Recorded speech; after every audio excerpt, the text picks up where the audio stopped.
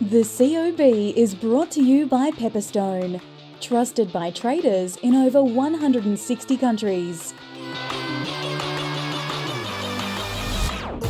From Barangaroo Studios, here's what you need to know about the day in business and finance. Well, hello. Welcome to the COB on this Tuesday afternoon. It's great to be here with you and you. I'm Nadine Blaney. And I'm Juliette Sarli. On a down day, of course, we came back after 2 sessions of global equity markets to catch up to, given we were closed yesterday for the King's birthday holiday. So we had to react to the NFP data from Friday and, of course, this big move to the right in Europe as well. I know. It sort of flew. Well, I did enjoy the weekend. But yeah, there was lots to catch up on this morning. I'm just seeing as well that the Chinese Premier has confirmed he will be visiting Australia between June 15th and 18th. According to the Australian government. So that's next soon. week. Yeah, that's an interesting one. So we'll no doubt be talking about some trade issues then, foreign students, a lot of those sort of key issues between our two countries. But yeah, I think it's worthwhile check in on the market. It was just one-way traffic pretty much through the day today. Yeah, absolutely. You can see there the CBO 200 down by 1.5%. We were expecting a loss of about 1/3 of 1%, so we very quickly came out of the gates and had a much bigger drop than anticipated, and that has flowed through into the afternoon session, particularly as you've seen a lot of these gold players sell off, iron ore players, as you've seen a tumble in the commodity futures price as well. So whenever you see a lot of those big moves in materials stocks, not very positive for our market, but actually just looking across all the sectors, it's kind of hard to find a bright spot today. Yeah, it sure is. Gold, miners, everything in between. It really was a classic Tuesday tumble. Yes. I like it. Was that yours? It was mine. Thank you. I got the tick of approval. Bain Bussell was our producer of Purvis. I quite like this one. I mean, this move by Bain Capital, the big private equity firm, always sort of on the lookout. Bapcor. Another B in there. Another B, the Bain Bussell for Bapcor. So this is interesting because, we've talked about the impact to Eagers Automotive, Bapcor, a number of these companies that have been struggling. Bain making a play for this company that about a year ago was worth around $7 a share. Yeah. They're now offering $5.40, which values Bapcor at $1.83 billion. I had a chat with Dean Fergie from Cyan Investment Management a short time ago. It's up online if you'd like to take a listen, or it will be shortly. And he was just saying, opportunistic bid coming from Bain Capital, but it just goes to show you in these beaten down sectors, there's activity happening. Just on that chat as well, we had a good chinwag about Guzman y Gomez and its IPO. He reckons it's pretty richly valued. Wow. Yeah. Okay. Raised an eyebrow on that one. And then I've been on air for the past hour, Juliette. So I had a really interesting chat with Ben Picton, who's the chief economist of Rabobank here in Australia, about the Fed, because we definitely are waiting for the FOMC. But they're still calling for 2 interest rate hikes here in Australia. They changed their forecast at the beginning of May. I know. That'll be up online shortly if you'd like to listen to the thesis there. But really interesting dynamics when they are still expecting to see cuts coming this year even from the Fed. But as we say, the focus now on the Fed as they kickstart that 2-day policy meeting and clues as to when we might see a cut from the central bank. But Jay Powell expected to push back on that given the strong NFP, non-farm payrolls data that came through on Friday. And interestingly, that's repricing out what we are expecting from the RBA. I know you said RBA, Rabobank suggests 2 hikes, but ANZ pushed out their cut call from November to February. Yep, so the dynamics are certainly live. You'll have to keep listening or watching us to get across it all with all of our fantastic expert guests. But back to the bread and butter. Let's take a look at miners. It was really not a good day when you've got, some of the biggest companies here in Australia down by close to 2%. In the case of BHP, more than 2% for Rio and Fortescue. Yeah, absolutely. On that big tumble that we saw in iron ore futures. Also weakness coming through in the gold miners. Of course, we're a bit of caution ahead of the key US inflation data as well. You can see Newmont down 3.5%. Northern Star off by 5%. Evolution, Ramelius, West African Resources, some really big losers today. Yeah, so when you think about the mining stocks, they are down. So the sub-index is down by 8% so far last year.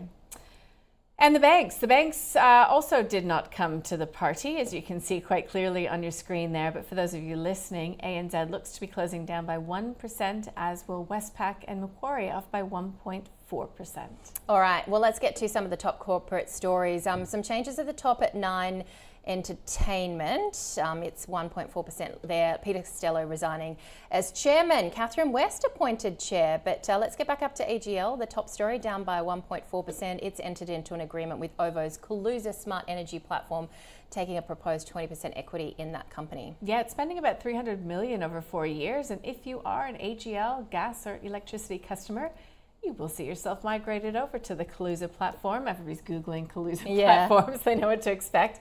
We already talked about Bapcor. And look, this is not why we're seeing Rio Tinto's share price down. We're watching it down on weak Chinese demand. But yeah, it's agreed to acquire Mitsubishi's 12% stake in Boyne aluminium smelter in Gladstone. All right, let's get to our guest. Jessica Amir from Moomoo joins us now. Great to see you, Jess, after the long weekend. It's interesting that you're seeing a lot of movement on international shares, particularly on the AI thematic. What are you seeing? Yeah, spot on. I guess it's a very stark contrast to what we saw last year, Juliet and Nadine. But if we think about the ASX investor study that came out last year, it showed that about 16% of Aussies are investing in direct international shares. But coming into this year, we've seen Aussies go into AI and tech in droves.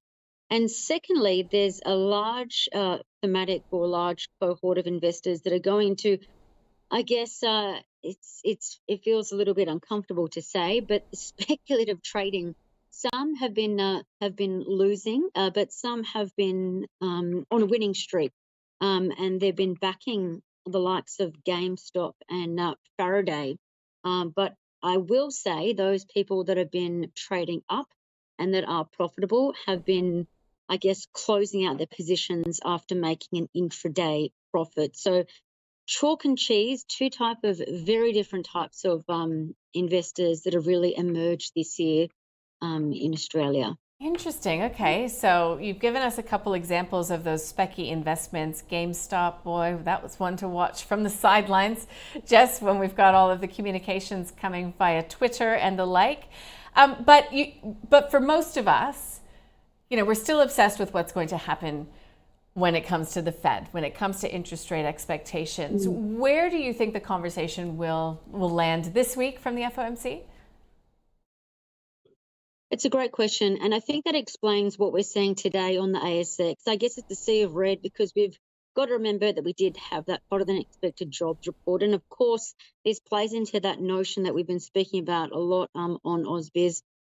I've been speaking about why we think inflation is going to creep up later this year. So the Fed is probably going to, I guess, toe the line. But the thinking is that inflation is going to considerably pick up later this year.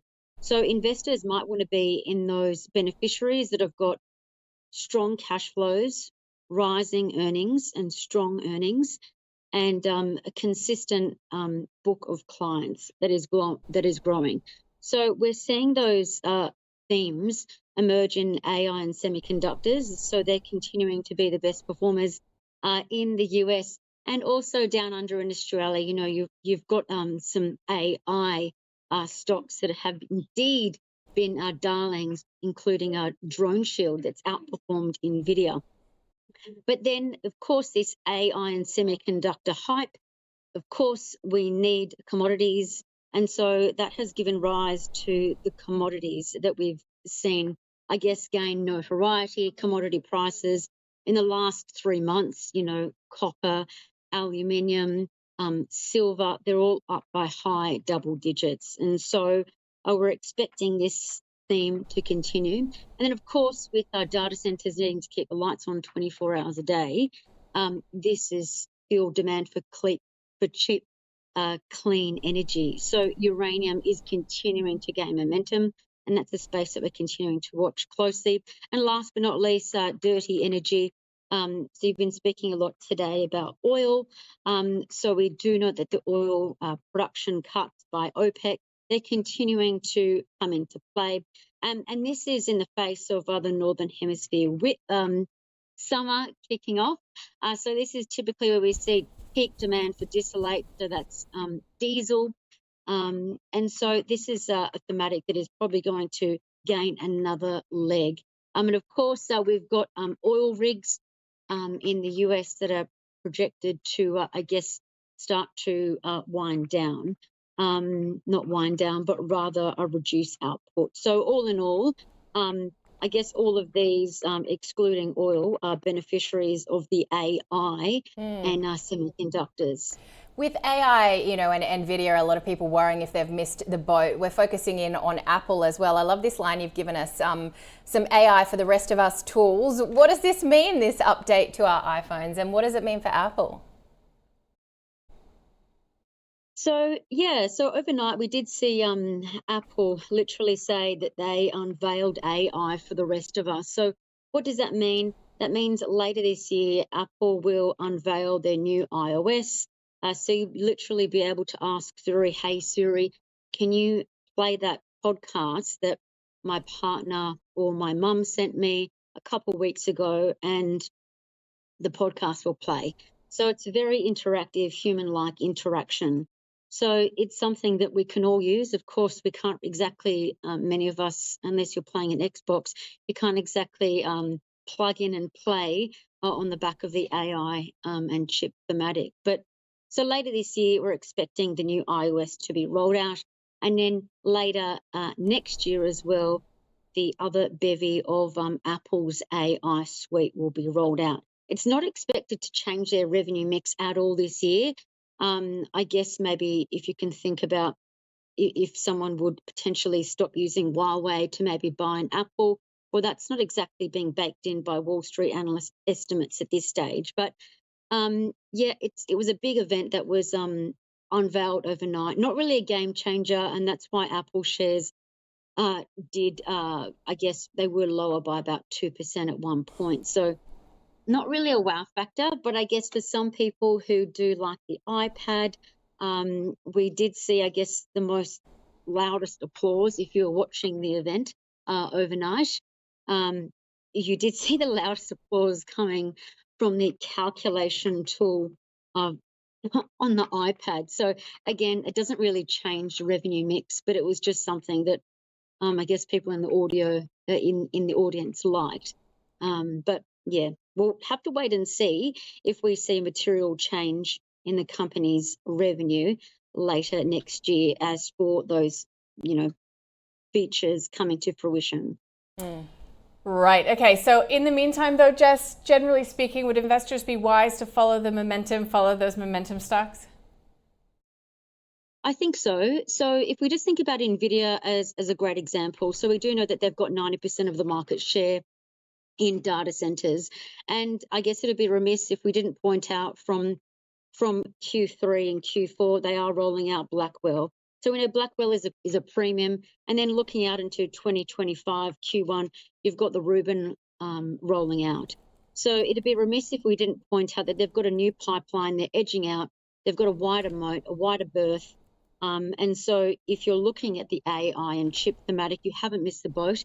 We do know overnight Nvidia shares closed at $121, a very far cry from where they were trading at last Friday at $1,200. So you can now buy these shares at a tenth of the cost, but you're still getting the same outlook. You're still getting 90% revenue estimate for the next year. So the next 12-month calendar has already been booked out. So you've got Meta, you've got Amazon, Microsoft, Oracle making up the bulk of their orders, and that's not slowing down. In fact, if you just think about this for a sec, we do know that Nvidia, they already expanded the breadth and their sector split of their revenue. They're now just not in tech and working with the global leaders, the Mag 7 and the like, but now they're going into healthcare. So they inked that deal with Novo Nordisk. They went into bed, so to speak, with GE, Johnson & Johnson. And these revenue line items aren't coming to fruition until later this year and next year. So if you think you've missed the Nvidia boat, guess again, because you haven't. You just need to pay attention, read the news, and then think about how a company is going to derive future revenue. All right, Jess, always a pleasure. Have a good trading week. Jess Amir from Moomoo with us. The stock of the day today, I think, was NEC, wasn't it? Nine Entertainment. We had expert guest David Novak from Wealthwise and Gary Glover from Novus Capital join Koshi.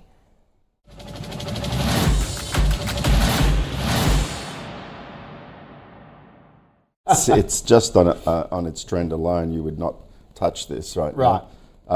Broke down when it was about $1.90 was the time to get out. There's you can't see it right there, but you can see where it was going sideways when it broke down. 190 was your stop level really on this, and where it is right now, $1.40. Yeah, it's just it looks very weak on the trend, and also that is compounded by the weak earnings of Nine as well, and there's their return on equity has just deteriorated over the last couple of years. So, yeah, this is one to avoid in my book. Just keep away from until you see a turnaround in the trend of the chart. If you look at the chart there, the volume on each of the down legs has been probably double the volume on terms of any sort of counter bounce or anything like that. So, been pretty aggressive selling all the way down here. So, you're catching a falling knife here, trying to buy value. So it'd be an avoid for me until we start to sort of see some higher lows start to develop there. But very ugly looking chart, really.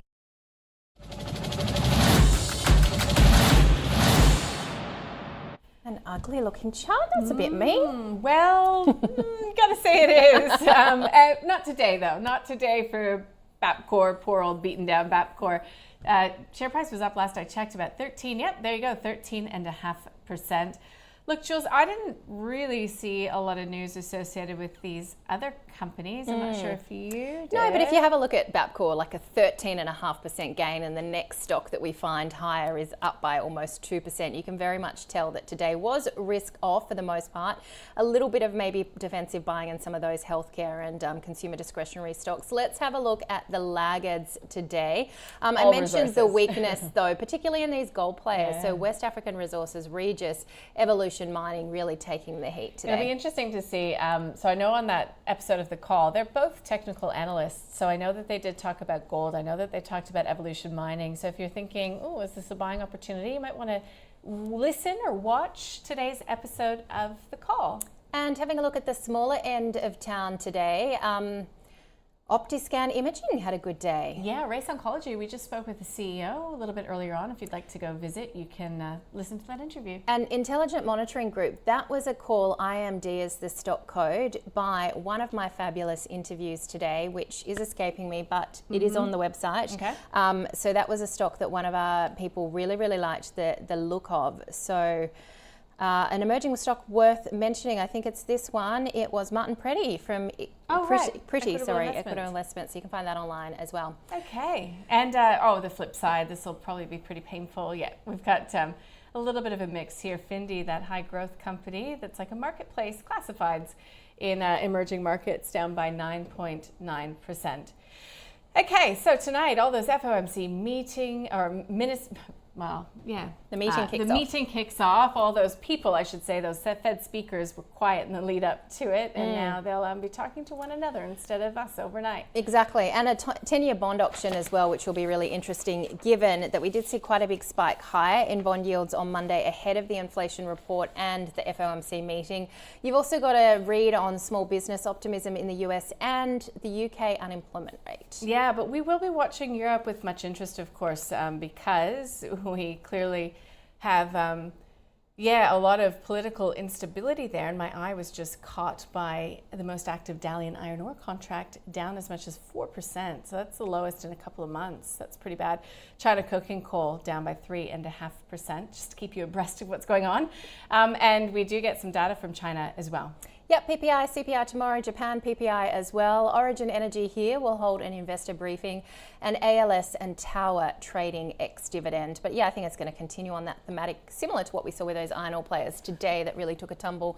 And of course, the reaction to some of those key points from Europe, as you mentioned. Maybe a little bit of a holding pattern tomorrow until we find out what happens with the FOMC. But today was definitely a down day.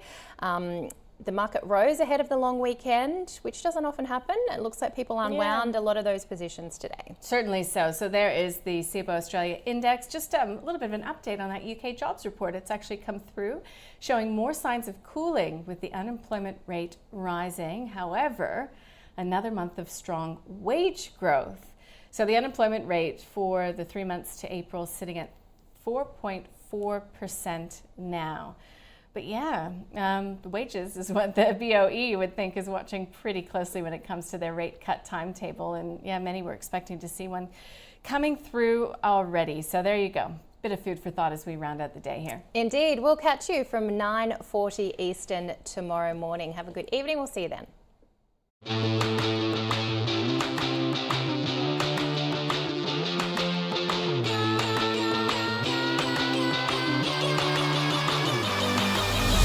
The COB is brought to you by Pepperstone, trusted by traders in over 160 countries.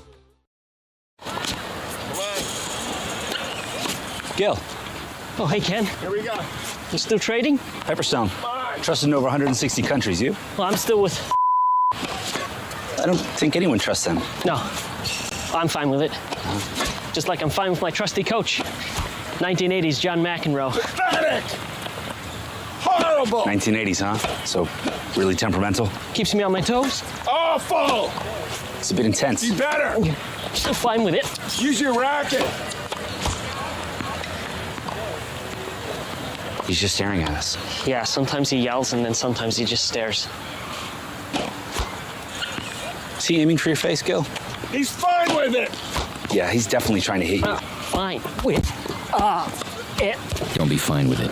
Switch to Pepperstone, trusted by traders in over 160 countries. Come on, you cannot be serious. Don't do that. Ow.